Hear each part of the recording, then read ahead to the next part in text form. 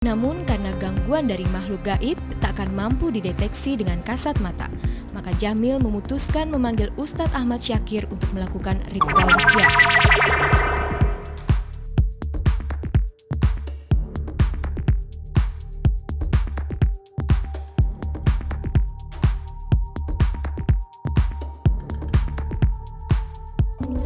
Ini bukan sebuah adegan dalam film horor atau sinetron religi yang sering kita saksikan. Tapi ini adalah reaksi penolakan spontan dari dalam diri seorang pasien yang kerasukan setan saat mendengar alunan ayat-ayat suci Al-Quran. Sebagaimana sifat setan, yaitu mengganggu manusia dengan jalan apapun, terkadang kita tak sadar bahwa pengaruh setan ternyata sudah ada dalam diri kita. Seperti yang dialami oleh putra Jamil ini. Kira-kira kemasukan itu waktu setelah habis sholat isya Pak. Jadi itu kalau malam dia suka ngaco ngomong yang nggak keruan gitu Pak ya. Udah itu suka ngamuk-ngamuk. Ya.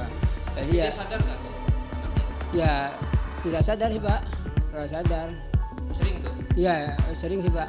Semalam ada 4-3 kalinya Pak. Udah diobatin ke tempat lain? Pak, artinya saya dengar Pak, kita di Ustadz Syakir ada pengobat ruqyah. Namun karena gangguan dari makhluk gaib tak akan mampu dideteksi dengan kasat mata, maka Jamil memutuskan memanggil Ustadz Ahmad Syakir untuk melakukan ritual ruqyah. Ritual ini dimulai dengan pembacaan basmalah dan ayat-ayat suci Al-Quran, diantaranya surat Al-Fatihah, bacaan tasbih Subhanallah, serta surat Al-Alaq. Kalau terapi ruqyah itu dizohirkan ketika membaca ayat-ayat Al-Quran, dan terapi yang lain ya mungkin ada juga secara sir, tidak nampak ya, tidak dizohirkan, tidak dijelaskan ketika membaca ayat-ayat Quran bunyinya. Tapi kalau ruqyah itu dizohirkan, dijelaskan ketika membaca ayat Quran dan juga doa dan juga sholawat. Dan hanya sekitar 15 menit maka reaksi pada pasien akan terlihat.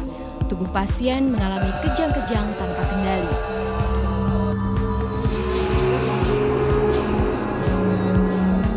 Selanjutnya dengan dibantu anggota jemaah, Ustadz Syakir pun mulai mengobati pasien. Terhadap pasien, sang Ustadz melakukan transfer energi positif secara gaib untuk mengusir setan.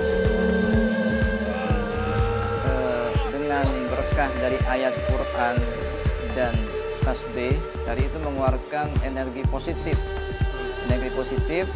yang memasuki kepada tubuh seseorang yang tadi diruqyah itu. Karena di badan seseorang yang sedang sakit itu tadi ada semacam energi negatif ya. Jadi energi positif masuk ya ke dalam tubuh, beradu dengan energi negatif, akhirnya timbul reaksi seperti tadi. Di bagian lain, pasien tak menyadari atas kejadian yang mereka alami. Kekuatan doa baru terasa setelah ritual berakhir. Nggak sadar, tapi ada energi gitu masuk ke dalam tubuh, dirasain dulu energinya. Wah sakit sekali. Apa yang terasa?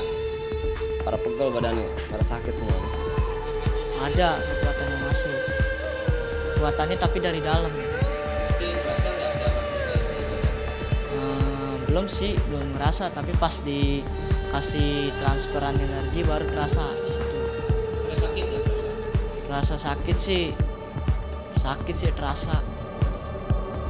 Saat kondisi pasien mulai stabil, selanjutnya dilakukan pembersihan diri dengan menggunakan medium air zam-zam yang telah dibacakan doa. Dipercikannya itu untuk menghilangkan energi yang ada di badan, energi negatif yang masih menempel di badan tersebut. Jadi ditambah dengan percikan air zam-zam. Insya Allah dengan berkah air zam-zam itu akan menjadi sempurna hilangnya energi negatif yang ada di badan pasien tersebut. Tapi ya udah didoain gitu ya? Ya sudah didoakan.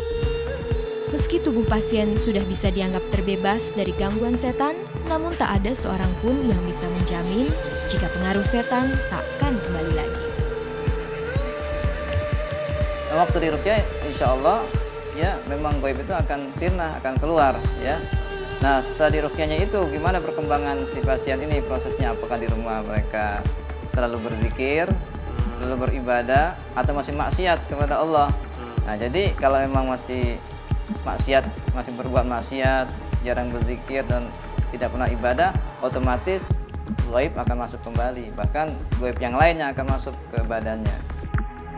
Berbicara soal kerasukan, mungkin tak semua kita bisa mengetahui tanda-tanda seseorang tengah dirasuki setan. Tapi melalui kekuatan batin, hal itu bisa dilihat. Ya, pertama, karena masuknya itu banyak melamun, jiwanya kosong, dia tidak mempunyai kegiatan apa-apa, jiwanya kosong, melamun, sehingga masuk memberi kesempatan kepada gaib negatif untuk masuk ke dalam tubuhnya. Nah, sehingga timbulnya macam-macam reaksinya. Menurut Ustadz Syakir, untuk membentengi diri dari pengaruh setan dan iblis, beribadah dan selalu ingat akan Tuhan adalah mutlak. Di samping itu juga dianjurkan untuk tidak sembarangan menerima dan memakai barang-barang pusaka seperti keris, cincin, dan sebagainya. Karena barang-barang tersebut sering digunakan sebagai medium setan.